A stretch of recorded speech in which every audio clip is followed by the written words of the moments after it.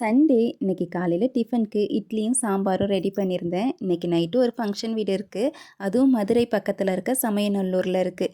அதனால் மதியம் 2 மணிக்கெலாம் இங்கேருந்து கிளம்பிடணும்னு சொல்லியிருந்தாங்க. இன்னைக்கு நைட்டு ஃபங்க்ஷன் அட்டன் பண்ணிவிட்டு திண்டுக்கல்லில் இருக்க எங்கள் அண்ணி வீட்டில் நைட்டு ஸ்டே பண்ணிவிட்டு நாளைக்கு தான் வருவோம்.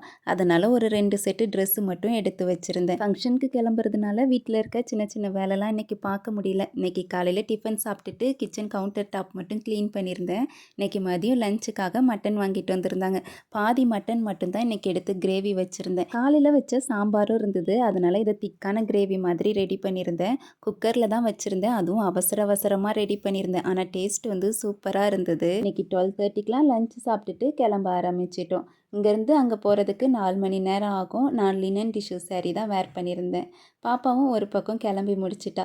2 மணிக்கு இங்கேருந்து கிளம்பிடணும்னு நினச்சோம். ஆனால் 3 மணி ஆயிடுச்சு. ஆனால் கரெக்டாக ஃபங்க்ஷன் போய் அட்டன் பண்ணிட்டோம். எங்கள் ஊரில் வைக்கிறதுக்கும் இங்கே செய்கிற சடங்கு முறைகளும் வேறு மாதிரி இருந்தது. ஆனால் பார்க்குறதுக்கு ரொம்ப நல்லா இருந்தது. நைட்டு ஃபங்க்ஷன் அட்டன் பண்ணிவிட்டு எங்கள் அண்ணி வீட்டுக்கு கிளம்பி போயிட்டோம்.